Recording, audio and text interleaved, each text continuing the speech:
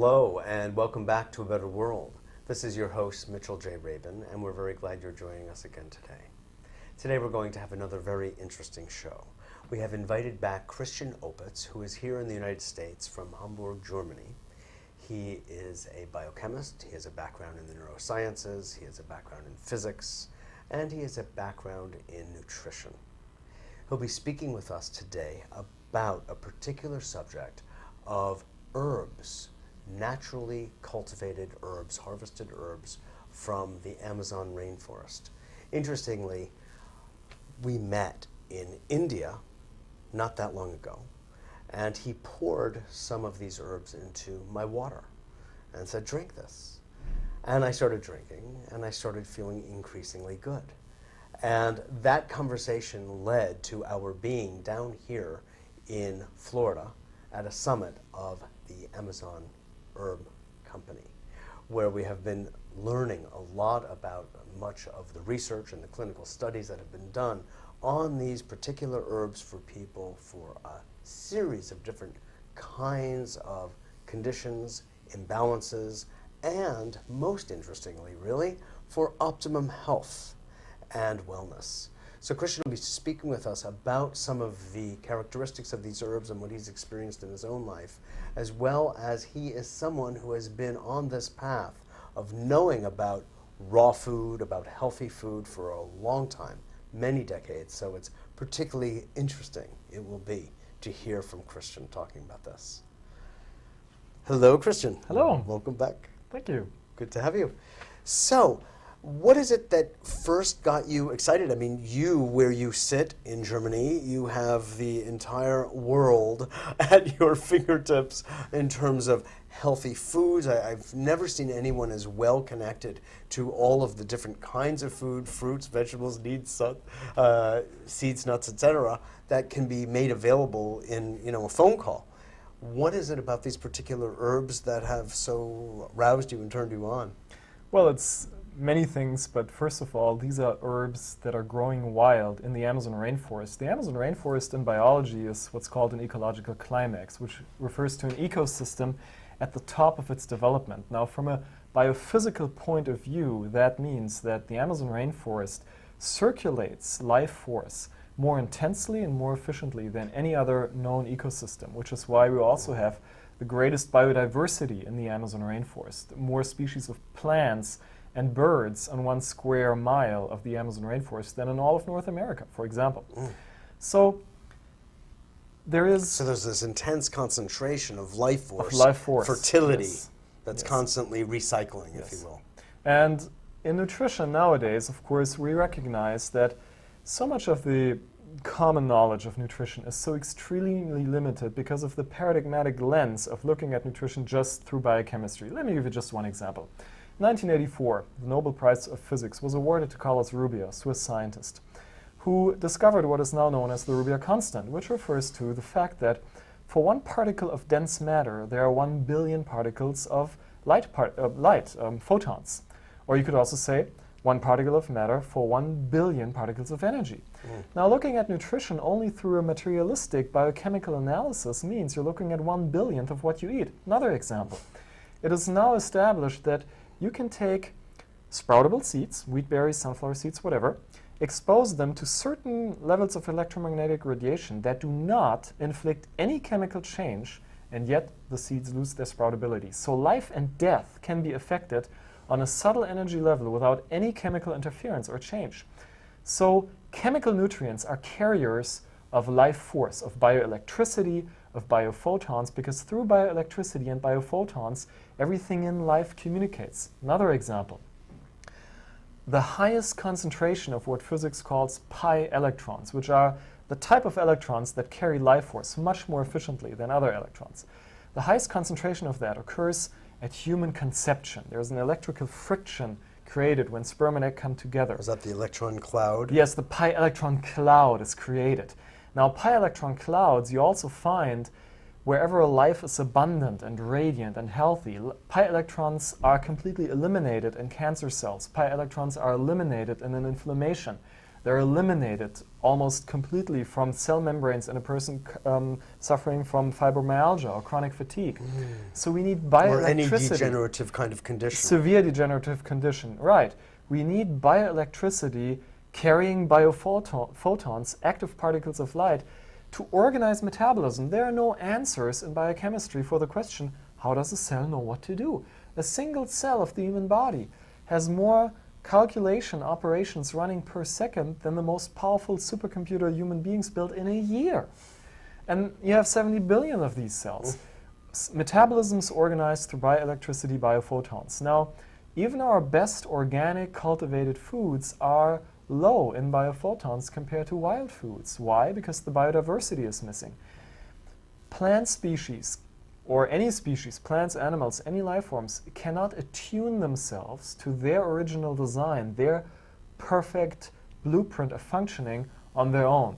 They need support from other species. For example, And from the environment, you're saying? Yes, from the environment. For example, plants need the voices of birds to have their bioelectricity in place. The electron spin that determines how many pi electrons you have in any given plant cell, this electron spin is activated in such a way that pi electrons occur more if there are bird songs. Bird songs contain some key frequencies that are rare in nature, like the 5,000 hertz frequency. The 5,000 hertz frequency is necessary for very vibrant active mitochondria, the power plants of the cell. If we eat food which increases the ATP process. The ATP process, yes, our primary fuel of all our physical energy. If we eat food that is grown in big monocultures with very little biodiversity, there are no birds there. Why should they be there? They don't have their food sources, especially not if the food is sprayed with pesticides. So these foods grow. Right, because there are no ants, there are no insects there to attract the birds. And so the entire ecosystem is interrupted. Right, so cultivated foods, especially conventionally grown food that are heavily sprayed with pesticides, grow up without the biodiversity, without the bird songs. I mean, we all feel that there is magic in the bird songs, right? Definitely. I mean, what's more magical than being woken up by birds in the morning? Morning dove. Right. So the bird songs play, and that's just one factor of the biodiversity, play a key role in supercharging plants with life force. So if we eat wild foods from the ecosystem with the greatest variety of bird species on the planet, and this is just one example of how important biodiversity is, then we will ingest food with so much more life force. And we measure the electroluminescence of the Amazon herb products, we measure the biophoton activity, we measure their pi electron content, and it's off the charts. There's nothing I have ever found in the world that comes even close. Oh, that's extraordinary.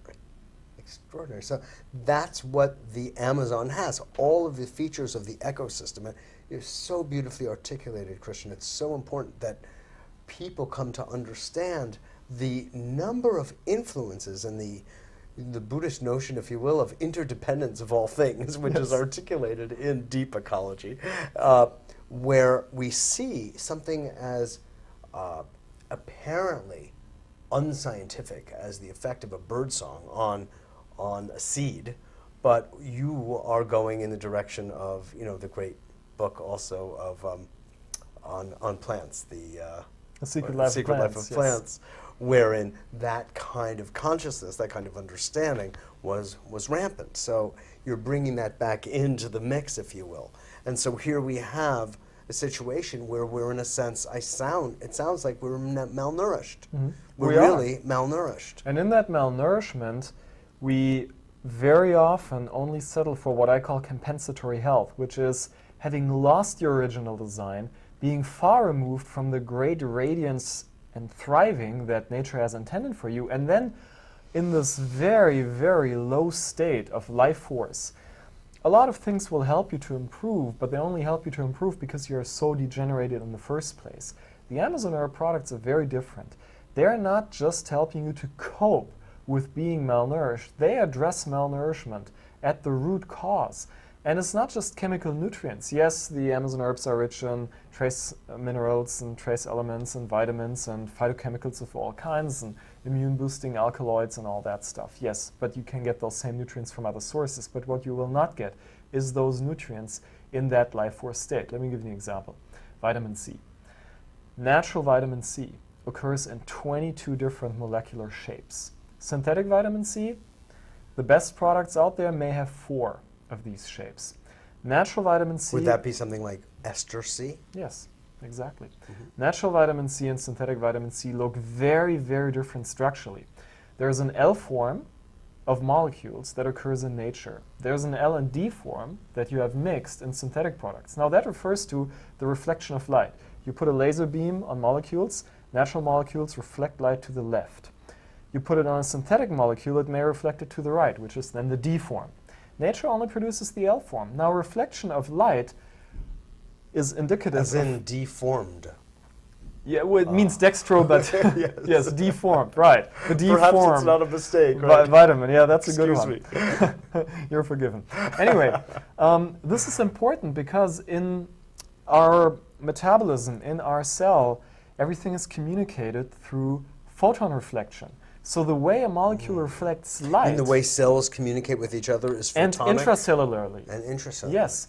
So for example, a messenger RNA molecule has to dock on a certain part of the DNA, get information about how to link amino acid, transport that to the cell's protein factory. Now, how does this molecule know where to dock on the DNA? The DNA is a pretty darn long molecule from the point of view of being a messenger RNA. You know? It's like if you're between 5 and 7 feet tall, imagine a rope that's 10,000 miles long, and you have to find a 1-inch spot. And if you're off by 1/10 of an inch, you know, sucks to be you. You'll have cancer or something like that. Yes, yes, yes. So this communication, there's a tractor beam from the DNA, a tractor beam of photons that directs the mRNA molecule to dock onto exactly the right spot. Now, you don't have enough biophotons in your food. Your cells will not have enough biophotons. You don't have your bioelectricity in place because your vitamins, for example, reflect light in the wrong way. You create chaotic photon resonance in a cell. Chaotic photon resonance equates disease. And I might add, if you have bioelectricity in place, if you're well nourished, if your cells, for example, are above a voltage of 200 millivolt, you cannot get a viral disease. It's impossible. Toxins will not enter the cell. It's impossible. You can ingest toxins, that happens. You know, you breathe in toxins, that happens. You cannot avoid that completely, but they will not enter your cell. It will not happen. Viruses come into your life, but they will not harm you. They cannot enter a cell above 200 millivolt. How do you get 200 millivolt bioelectricity in your cell membranes? You have to eat high electrical alive foods. So yes, have your green vegetable juice, have your raw kale salads, have your fresh luscious fruits, have your fresh squeezed lemon juice. All these are good, but they're cultivated foods. We need some wild foods on top of that to maximize our health. That's where the Amazon Earth products deliver something I've never seen in terms of bioelectricity, biophoton content. If you have that, it doesn't matter if you have your protein-carbohydrate ratio intact. It doesn't matter what blood type you are. No animal in wildlife worries about these things. No animal in wildlife gets sick. A gorilla. No animals in wildlife worry. They don't worry about it, no. They don't worry at all. A wild gorilla has the equivalent strength of a 4,000-pound bench press. No steroids, no protein supplements, but they eat wild food in the rainforest where they live. Yes. Now we have these tremendous Is the herbs. pH consideration not important in a sense contextually as well? The pH is a very overrated measurement because it points to something important, which is mineral balance. So a lot of people labeled acidic are mineral deficient, and so addressing that and putting more minerals into the system is important. Will help to alkalize, but that's not, you're saying, the chief way of looking. No. First of all, you know, the pH measurement does not give you an accurate reading of alkalinity and acidity. That's a very limited concept of chemistry. Let me give you an example to blow off that whole concept. Apple cider vinegar is acidic, right? Now, what happens if you dilute an acid with water? Well, it would become less acidic, right? Wrong. The more you dilute apple cider vinegar, the more acidic it becomes. Now explain that with pH measurements. You can't, right? So it's a mechanistic approach of trying to define alkalinity and acidity with a logarithmic measurement that works only in a limited way. So I do not refer to pH and alkalinity and acidity also because they are constitutional types. Some will always have acid pH urine, even if they eat 100% alkaline. But is that food. apple cider vinegar example, is that an exception? It's certainly not a rule. It occurs with some organic acids. It just... For instance, lemon is another example. Yes. A lemon has a taste of acidity, of and course. it's alkaline forming. And it's alkaline in nature. Yes. Yeah, and then meat So- is alkaline if you measure the pH, but it's acid forming. So how things are metabolized is also individual. Certain foods are alkaline forming or acid forming depending on where the person is metabolically. That's why I don't like this very mechanistic black or white, this is alkaline, this is acidic forming. Understood. I don't That like goes that. back to something you were talking about before, which is looking at the world purely through the eyes of biochemistry. Exactly. And these are some of the inherent limitations in that paradigm. And the point is, if you have your bioelectricity up, Yeah. you have the alkaline acidity balance you need, because that again is governed by electrical conductivity. So if somebody is interested in taking these wild foods, and yes, there is this company that has taken care of that in a sense for us and have hired, so God bless them, the indigenous people in the rainforest to harvest them, and then they bring them here and they bottle and put it into a very special process.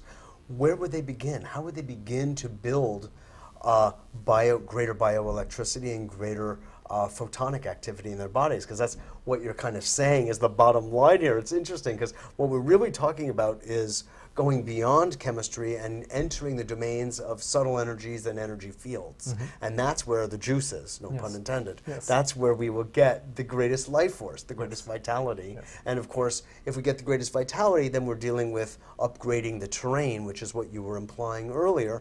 When you talked about 200 millivolts, you're talking about a body, really a body-mind state that just doesn't allow these other living forms to take root and grow, because it's an inhabitable environment. Yes, you're not a friendly Inhospitable, host. Right, exactly. exactly. It's like no place to set up shop, you know. Yes. So what would one do? I mean, of the series of different products, Yes. what would one begin Well, with? first of all, I would look at what are some of your more specific systemic health challenges, if you have any. Do you have problems with your endocrine glands, or do you have problems with your skeleton system, muscles, fatigue, tightness, Respiratory, digestive, all of the above. Right. So you want to tailor what you take according to these needs. And one of my favorite ways of taking the herbs is to take them throughout the day frequently in small dosages as far as the spagyric tinctures go. Spagyric tinctures are very exciting because you have both the water-soluble and the fat-soluble phytochemicals extracted from the plant in a way that is super bioavailable for you. And then you have... Spagyric means? Spagyric is a process that a guy named Theophrastus Bombastus von Hohenheim invented. He's also known as Paracelsus. That was kind of his, I see. His alias. His alias, yes, that's right. He was a medieval German physicist, an alchemist who understood the life force and the cycles of nature, and he invented this amazing process basically to pre-digest a plant and make its life force and phytochemicals very available. So it's like 100% almost bioavailability of these phytochemicals. So taking them throughout the day, I often take a few drops under the tongue, or I put a few drops in all my water I drink. So I take a little bit, greasing the groove of that neurological connection between the self-healing centers of the brain and the whole body. This ties in with ideas of network chiropractic or craniosacral therapy, of the self-healing capacity of the brain nervous system. Now, a basic product to enhance your life blood force, flow through the spine, etc. Basic product to enhance your life force is called illumination. It has a bioelectrical activity that is totally off the charts. I just received a testimonial from a woman yesterday that it healed her encephalitis, which is phenomenal, which is a very difficult condition to cure. And that's non-specific. It has 33 different herbs, and it's just a great upgrade, so you can supercharge all your drinking water with that. I put it in my smoothies, my salad dressings. I put it in my teas. And then if you want immune enhancement, there's Uña de Gato, for example. There's Cat's claw. Cat's claw, yes, Oncaria tomentosa. There's Arcazon, which has the Lapacho, and the real Lapacho, fortunately, because 90% of what's sold as Lapacho is just sawdust from the tropical wood industry. Unfortunately, a lot of that stuff is officially allowed to be labeled Lapacho, but it's not the Lapacho tree with the Lapachol. We have Arcazon in the Amazon Herb Company that has this amazing Lapachol extract for maximum immune boosting. And Uña de Gato, of course, the pure Uña de Gato is great for immune boosting. If you want to detoxify and cleanse, I recommend the Shipibo tea for everyone. I drink it myself every day. It has the strongest anti-candida activity I've ever seen. It's anti-parasitic as well. Yes. I use a used tea bag of Shipibo tea and wipe off foods that tend to mold, like young coconuts, and they don't mold anymore. So you see the anti-mold activity in a used tea bag. You know, I spray it on dates that tend to mold, or sweet fruits that tend to mold. Papayas tend to mold easily. Yeah. A spray bottle with Shipibo tea, I spray my papayas, they do not mold. It is unbelievable. So many people nowadays have problems with these fungus. And the treasure tea, the Shipibo treasure tea, includes the bark of the jatoba tree, which grows in hot, swampy, dark areas where mold just kills everything that doesn't have a strong immune system. So nature eats it alive. Puts the strongest immune system on the planet against fungus activity into the jatoba tree, because that's an environment where fungus proliferates like nowhere else. So these are nature's answers to these problems, not an allopathic answer. You know, it's not like a zapper with electrodes or, you know, some weird chemical, or even, you know, things like hot peppers. They can kill parasites, but the problem with just killing parasites is then you create a survival of the fittest situation, and the strongest survive, and you have a next generation being more immune to the hot peppers, because hot peppers are not designed to kill mold. The jatoba tree bark is designed to take care of mold in a more pro-symbiotic way rather than just killing it. I want to hear also about, Christian, the role of these herbs, as you have observed, in your own spiritual life, your spiritual practice, and having to do with supporting your brain condition, your brain status for receiving and holding the energies, the frequencies that you have been receiving through this process that we are both familiar with, called Diksha, and any other spiritual work you may be doing. Yes, there are two very important answers to that. One is the more bioelectricity you have in your brain, the more receptive you are to higher states of consciousness. And number two, even more important. Number one, exactly. Yes, number one. Number two, even more importantly, spiritual practices or transformational transmissions like the Diksha are very much about getting people out of overactivity in their reptilian brain, which is stress response, fight or flight response, which is, as Dr. Hansieli established in the 1950s, the baseline state of human experience. So-called healthy people are in that state all the time. Reactivity. Yes, and to show you what that does, if a cat is unnaturally stimulated to be in a reptilian brain state that human beings are in all the time, a cat runs away in panic from a mouse. So we constantly project fears where there is no reason to be afraid. Yes. And Diksha, of course, and spiritual transformation is about getting us out of being locked in the reptilian brain state, out of stress response, pattern living, into a higher living of inner peace, inner balance, great creativity, insight, universal love, which is in the frontal lobes.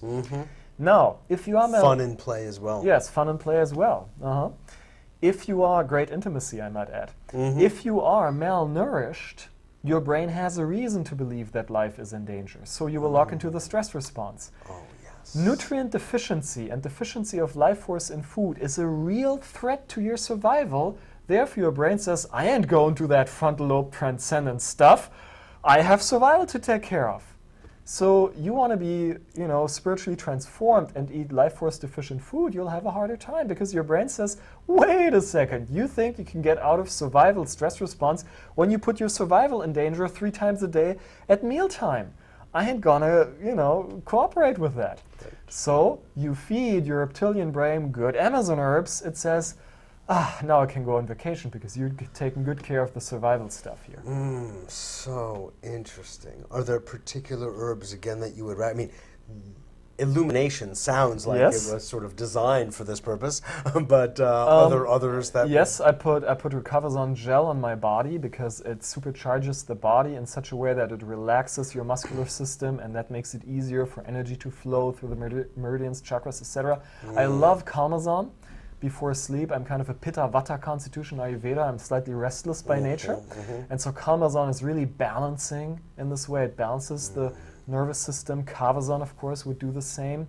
The treasure tea also is tremendous in clearing out heavy metals that might interfere with higher brain function.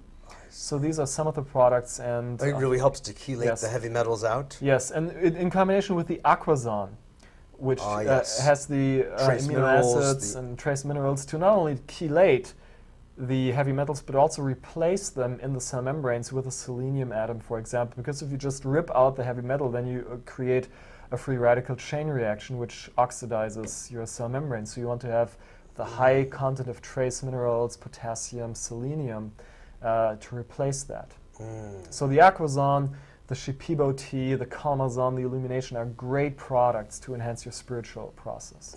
Oh, that's just beautiful. And from a spiritual point of view, of course, the whole approach of the Amazon Earth Company, empowering the indigenous people, giving them all the resources to get the land titles and deeds so that they are in charge of what happens on their land, which is, for the first time, we do not have a charity-based effort to save the rainforest. Yes. Because if charity runs counter to economical interest, we know who wins, the economical interest. So now we have an economy-based eco-business where the indigenous people make so much more money by harvesting these herbs. They can make $1,200 a year from a square mile of rainforest, where they get only $100 for having it cut for soybean or for growing wood, or for lumber, oil exploitation.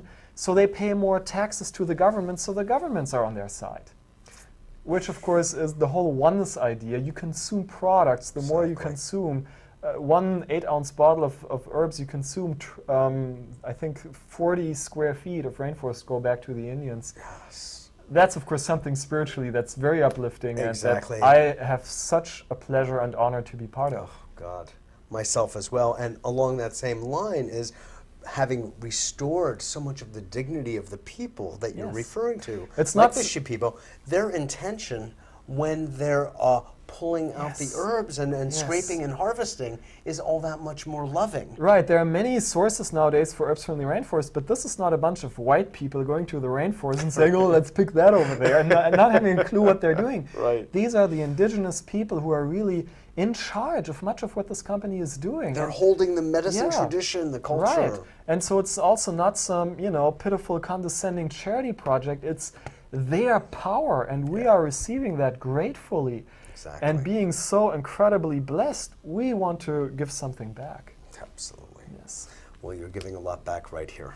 So I thank you very much, Dankeschön. It's been a pleasure to have you, and we'll have you on again and continue this dialogue. Absolutely. Good. This is Mitchell J. Rabin for A Better World. Thanks so much for joining us. And by listening to this and imbibing this, if you will, all that's been said here by Christian and I, you can help to lead a healthier, more spiritual life that is contributing to the world at large. Thanks again so much for joining us, and look forward to seeing you all next week.